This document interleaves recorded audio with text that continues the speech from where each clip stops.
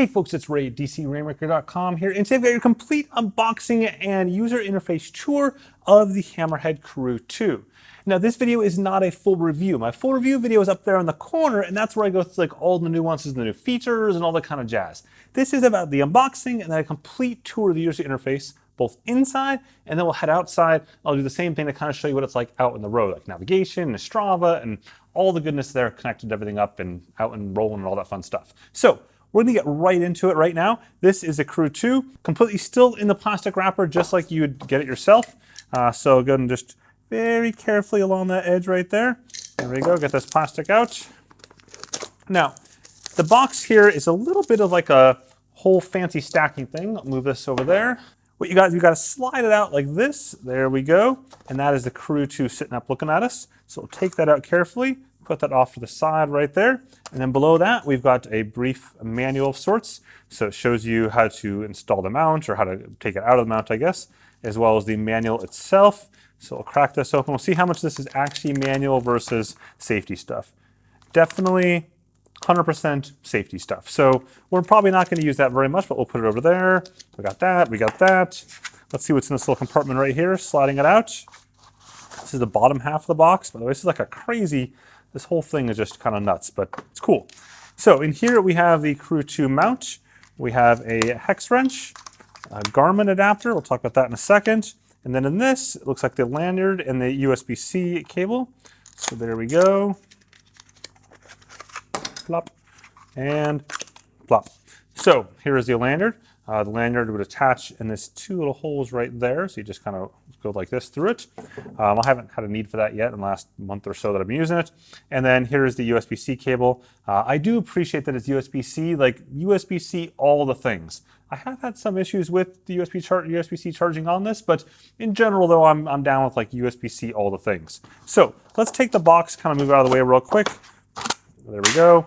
Now, a couple notes. They redesigned their mount, and if you know me, you know I'm not a fan of companies doing like custom mounts. I think it's hard because there's so many bike mounts out there and bikes with mounts in them, even in some cases, that I really don't like multiple mount type things. Everyone should just use the quarter turn mount that Garmin has. I know it's Garmin, doesn't really matter anymore. We're past that like a decade ago. So in this case, this is an adapter that they've included in the box for pre-orders.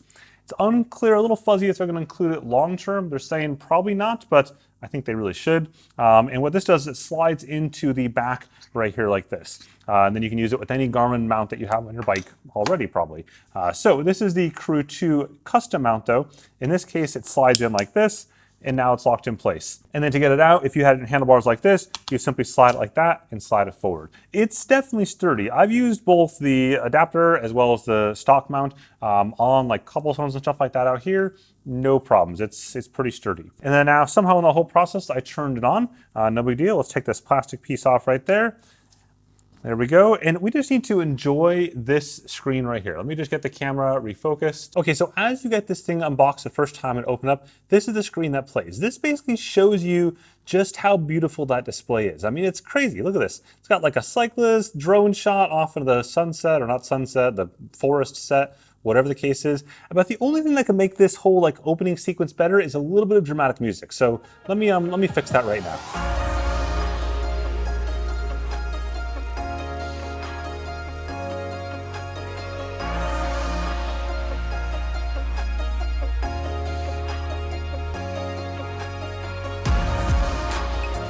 Okay, and a quick note, because I've already forgotten by now, if you find this video interesting or useful, just simply whack that like button right now at the bottom there. It really helps out this video and the channel quite a bit. I'm gonna show this on this camera angle, which I know is super awkward, but just give me a second and I'm gonna switch to a screen recording of this once I get it through the initial setup here. So to do this, we go ahead and just tap this button right there.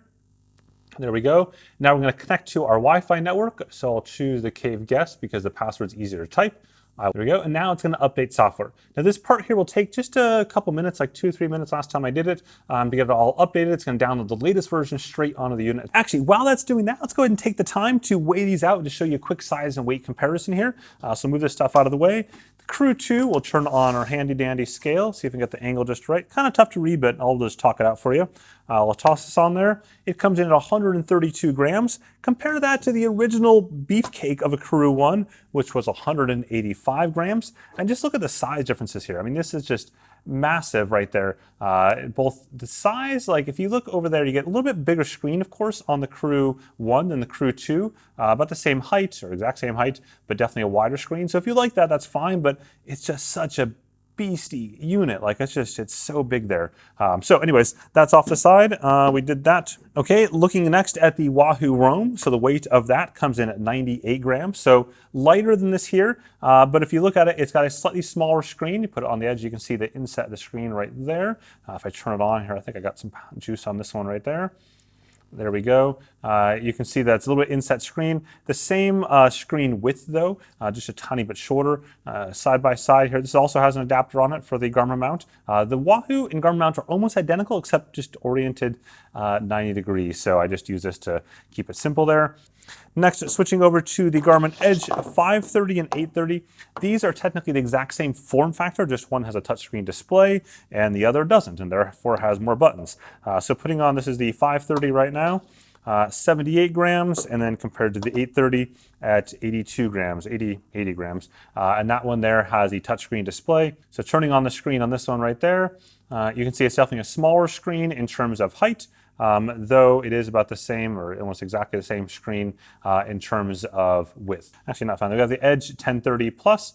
You can see a little bit taller screen than the Karoo 2, but the same width of screen, best I can tell, maybe a hair bit wider. And then the thickness is basically about the same between the two units, not too much different there. Funnily though, the stage is L50. So looking at this here, this is the larger of the two stages, dashes M50 and the L50. We'll weigh this in though while we're at it. 129 grams there. Again, as for reference, this here is 132 grams. Also, because I forgot, the Edge 1030 is 126 grams. So all three of these are very similar in weight. So it's still doing its update thing right there. You can see that. So we'll skip right ahead to when it's done. Okay, so I've got my sign-in information all done there. I'll just simply click to sign in. As easy as that. And let's go ahead and start to pull in my existing account data from the cloud. What you'll see here that it pulls in is it pulls in your routes and your account link settings and stuff like that, but it doesn't pull in your past sensors, for example, so those you have to reset up on the device itself. So this first page here is simply reminding you that you can set up Strava and Hammerhead. In my case, it's already set up, so I don't need to do anything there. Okay, now this first cloud sync does tend to take a little bit of time, usually a couple minutes or maybe 10 minutes tops to get everything in, including things like Strava segments and whatnot. And once you're done, then you've got yourself a fully baked cake. So this looks exactly the same. I'm gonna switch over to this though, because I've got a screen recording in the background so that you can see this much more clearly as opposed to having like me hold it up like it's a shrined donut or something like that. So with that, I'm going to walk through all the different portions of the Karoo 2. This is the exact same as that unit, except just pre-baked. So first up is your profiles. You choose off bottom left-hand side right there, profiles. There we go. And in my case, I've set up two profiles, the DCR main profile and then the trainer profile. I can tap one of these and I can go ahead and customize the data pages for them. Now it's showing fake data right now as I do this, so that's what you're seeing there, which is actually kind of handy because it lets you see what that page will look like. And I can swipe to the left or right to see the different pages that I have set up. Now sometimes it's a little bit slow, like right now you see it's not like super fast. It's usually better out in the road than whatever it's doing right here. And change again. There we go. I can edit a given page here by hitting edit layout at the bottom. So you can see the different layouts up top right there. So I can choose, for example, one that's split between a graph on the bottom half. There we go. And different data pages up top. I can keep on swiping to change other pages. Here's an elevation one, for example. And then I can choose a new one. So I can say I want a new data page right there. I want it to be 2 of the little squiggly lines. There we go, grade, historical elevation, time and heart rate zone. You can keep on customizing however these see fit there, and for as many profiles as you want. Now, there's a catch in that these profiles aren't really tied to things like sensors or indoors or outdoors. So for example, when I'm on a trainer, this doesn't automatically turn off the GPS. I have to manually do that, and more importantly, remember to manually turn it on next time. Otherwise it will be off and that'll be kind of sad. So going on back here, to change between these profiles, again, you just swipe like this, and then once you just tap it, and then you would start your ride and be ready to kind of get going there. So let's go on back here though and talk about sensors first. So sensors is where I pair all of my ANT+ and Bluetooth smart sensors. So I hit this bottom right-hand button, that plus right there, and this allows me to search for sensors nearby. So my bike is over there in the trainer. It'll probably find something. There's power for that right there. I can go ahead and tap that. And I click the little confirmation box in the bottom right-hand corner. What this will do then is to go ahead and show the power in the top line. I could even give that a name if I wanted to. So I can choose right here and call it, let's see, I don't know what power meter that is. So I'm just gonna call it Mystery Meat. Mystery, oh, Mystery. That's the only downside with this keyboard. It's really small for my big fat fingers. So if you've got smaller fingers, I'm just not used to typing on something this small. Mystery Meat, and that's there listed in it. So Mystery Meat is now connected. My Kicker trainer down below. I'm having some problems with trainers and connectivity. Troubleshoot that on the side, an email string with Hammerhead right now. But you can see below that, I've got my shifting, I've got another trainer, I've got the Varia radar, my heart rate, my Quark power meter, and then the GPS at the bottom there disabled because I'm trying to do an indoor trainer workout right now. In fact, I actually have my cycling kit on below this. So I'm gonna go back here. There's sensors. We go into settings. This is where you can configure many different settings. For example, your exact Hammerhead account that's linked up here. I can go back and I can choose which Strava Live segments are enabled or not enabled. I can click sync segments though, which it pulls down the latest versions of that via Wi-Fi. So everything is happening via Wi-Fi at this point. It's not happening via my phone over here.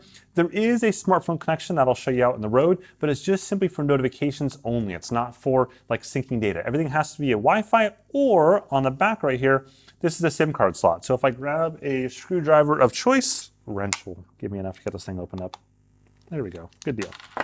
There, we can see inside now, that's the SIM card slot. I can put a SIM card in there and then do functions over cellular just like I would normally over Wi-Fi. For me, yeah, I think it's useful. There is live tracking, for example, via that way, but I think the vast majority of us these days have cell phones with us the entire time. And I know for a long time I've argued for cellular connectivity on this, and I appreciate it there. I just don't think it's a deal breaker that it would have been like 5 or 7 years ago. And deal breaker like in a good way, I guess you could say. It's there, but it's not super useful for me overall. So going down, we got rider profile. This is where I can see my age and weight and stuff like that. Connected services, you can see which ones I've got connected. Strava, Training Peaks, and Komoot, all automatic to upload my ride afterwards. I can go down into training zones. I can set power zones and heart rate zones based on FTP. Go back here, heart rate zones, the same thing. I can change those and manually do them if I want to. Going back again, down further, turn-by-turn directions. This is how I can configure what happens for turn-by-turn directions. And I'm gonna show you that out on the road though, so we'll come back to that in just a moment. Key button icons, this basically puts an extra set of icons next to each one so you can remember which buttons these are, because none of them are labeled, which is my only other like hardware complaint here. If you look, there's no labels on these, there's just these chevrons that go up and down, but like you don't really know which one's enter or lap or things like that until you've gotten used to it over time. And then below that we have offline maps, which is what we saw earlier where I could download maps. So by now we should see that Netherlands map is downloaded. Let's see here. There we go, downloaded 2.3 gigs. I do think it's funny that it showed like 1.1 before and 2.3 now. It does it every time, I'm not really sure why. Anyways, Wi-Fi, I connect to Wi-Fi like we saw before. And then I've got sensors like we saw before. Phone pairing, this is where I go in and pair it to my phone, which is as simple as just going into the Bluetooth settings and pairing it. So I'll do that on this one right here. I thought I did before, but I guess I disabled it in this particular unit. Normally you just go into settings and you would turn on, you have notification options to see each one of those different settings. I'll put a screenshot of that right there. Bluetooth audio, you can pair it to Bluetooth headphones to get the audio straight to your headphones. I don't particularly like riding with headphones out on the road, but you can do that. It does have a beeper though, so the beeper will take care of that for you normally. And then scrolling on down, we have date and time, auto pause, battery save, elevation calibration, live tracking. Again, live tracking is if you have a SIM card enabled there, otherwise you lose network connectivity as soon as you go away from Wi-Fi here. So yeah, you could use a tethered network connection if you want to there, but that's there. Measurements, so things like imperial or metric, power averaging, whether include or not include zeros. And then finally, system update and so on, and developer options if you want to sideload applications. So you could technically sideload the Strava app in here, or the Trainer Road app in here, or the Zwift Companion app in here. So all that stuff you can do if you want to. you know, for example, Zwift Companion app, right there. Zwift running on my, actually you can screenshot, so Zwift running on my Karoo 2. Pretty cool. I like the fact that I can do this with Android. It's given me a lot of flexibility for some of the review stuff I do, like screen recording and so on. With that all said, that took way longer than I thought. We're gonna roll outside and run through navigation, data pages, and Strava Live segments. Let's get rolling. Okay, so here we are outside, ready to go. I've got the unit powered on, and I've validated that I have GPS enabled. So I've gone down here, held down sensors for a second, and you can see down below I've got my AMP Plus shifting, my ETAP right there, my Varia radar on the back, my heart rate strap, and my Quark power meter, and actually not enabled. Oh, good catch there. So I'm gonna go ahead and go back and select that. I really wish there was profiles, a way to do that. There we go, built-in GPS. Now it's properly enabled, good to go. I'm gonna go into routes and I'm gonna choose the route that I want. One of the things I really like about the routes is the ability to show different options. For example, proximity or length or name, etc. Newest is what I've got right now since it's a route I just created right there. I'll tap that and I'll go ahead and load it up. Sometimes this takes a little bit of time. You see right there, it's not like super fast. Usually the first load, once it's loaded the tiles, it's usually good to go. One thing notable while we're talking about that is you see that 598 feet of gain there, elevation gain? That seems optimistic, to be honest. Like I've got one overpass and the rest is Pancake Netherlands. Like literally these bricks here have more elevation gain than my route does. So at this point, I can go ahead, I can wait for this last tile right there, but it doesn't really matter. I'll simply choose that option like that, and this will load up the route, and you'll see in just a second it finishes loading it up. Again, sometimes it's a little bit slow in the initial uptake, and then it seems to be fine later on. Along the top here, we see my sensors paired up again, so you see the Varia radar, you see the shifting, the heart rate sensor, the power icon, and on the left right there, just popped up the Varia radar icons for the cars that are zipping along behind me out there. So crossing the intersection, stuff like that. The reason I have two of these, by the way, is I'm recording the battery life, or trying to capture the battery life on this one here. I'm screen recording on this one, and the screen recording takes more battery power, so I don't want it to disturb my battery testing results. I've got a second one down here just doing regular old stuff. So at this point, I can swipe through, see my data pages. There's my heart rate one, power zone, etc. You know, these we'll show these later on once we get out into the ride, so I'm not gonna worry about them right now. And then there is the route that I'm gonna start with, the yellow going out, and eventually the yellow ending back at the same spot here. So let me get my gloves on and stuff like that, and we'll get started, and I'll show you some of this as we get down the road.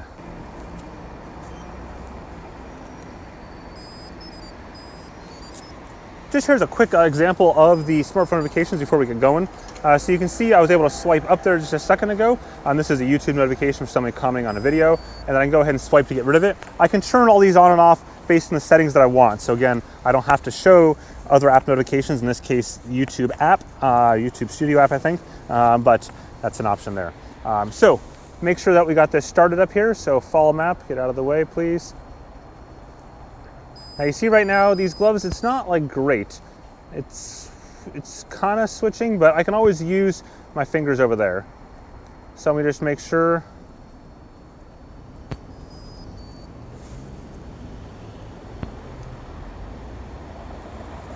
Okay, we've got this started. So here's a good example of the Varia radar popping up. I'm on a bike path, but Varia will pick up the cars that are coming on this road over here. So you can see it on the left-hand side creeping up on me. Got a red light coming up though, so might probably not pass me. Just barely. You can see it off the side there. It's his red light and then my red light here. Green. It'll pop back on to Varia now. He's probably got a green as well, yep.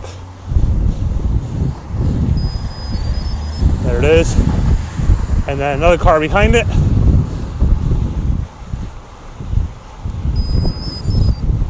And then all clear of the car is turned off, so. Okay, so here's upcoming some navigation examples. Should pop up a turn notification in just a second. There we go. So this is when I'm on the map. You can see in yellow the map, the directions, the routes. And then here's my turn up here after this.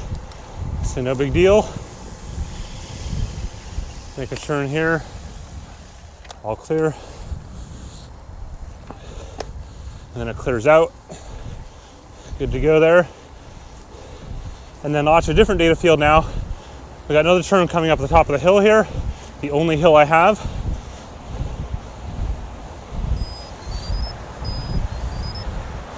Varia from the highway, and there's a slight rate coming up. So you don't see any sort of mini map or anything like that, which isn't a big deal in this particular situation. But sometimes there's a lot of like phantom left and right turns where the path name changes. In this case, I am actually going down this little thing right here. The slick leaves and all.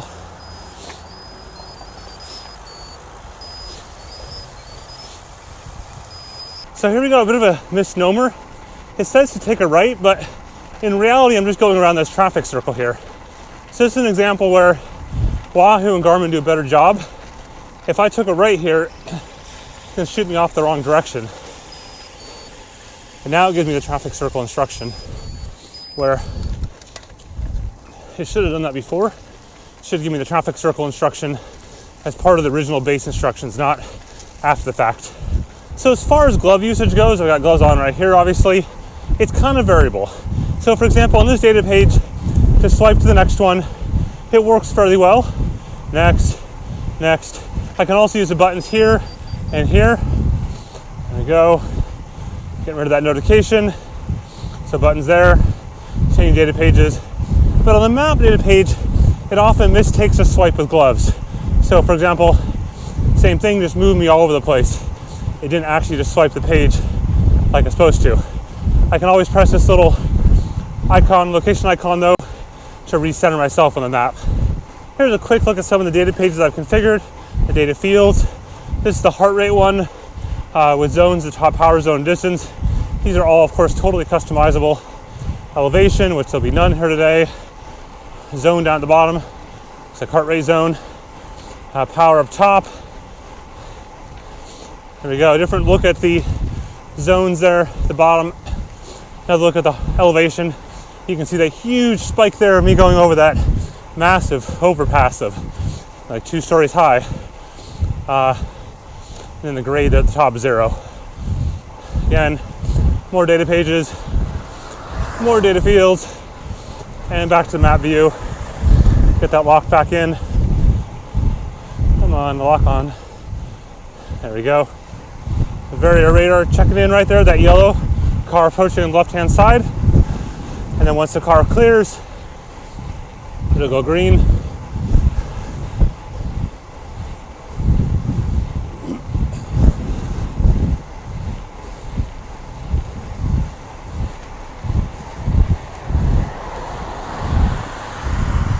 There we go.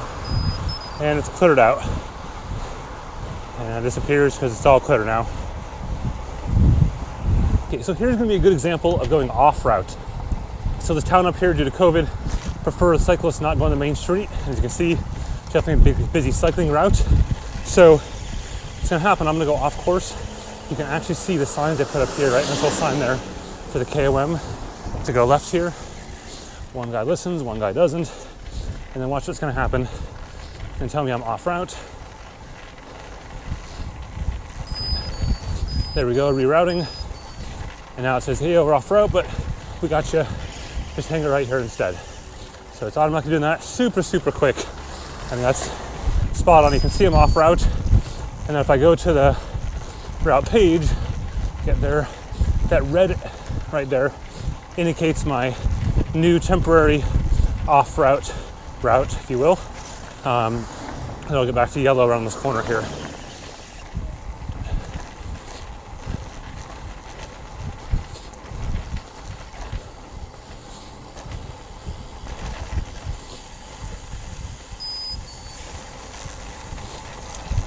Okay, looks like I got a Strava segment coming up there. You see that orange line on the map. Should get an alert any second now. Come on. There we go, alert. It's pretty quick though, it's not a lot of time. Then we'll go into it. Here we go. And there's a distance remaining, 0.2 miles. My speed, I can change to other data fields. There's power.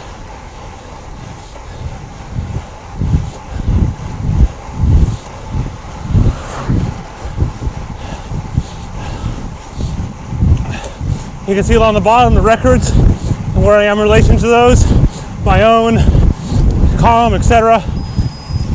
Caret. So There we go. Finish that one up. We'll do it again up ahead there. So here we go, an upcoming segment right here. So we'll get rolling into this. Here we go. On the bottom, we have different icons, the calm, the carrot, the wolf, PRs. They all show different things. I can also change different data pages, just like normal.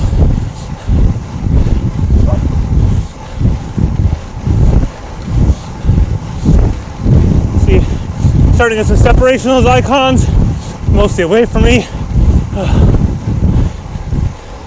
This is the third segment I filmed for you. 0.02 miles left. I'm running out of steam. There we go. Got myself a PR, just for you. So, you can't see a lot of information. Some of the other units out there allow you to like swipe up and hold and see all the details about that. It goes away pretty quick, but I really like the way it shows when you're actually in the segment itself with the little elevation graph on the bottom. It's a bit over exaggerated here, being a pancake, but another place is probably pretty cool. So you can see up ahead there is a waypoint on my screen, the windmill. So I can tap that. There we go, you can barely see it. It does say windmill though.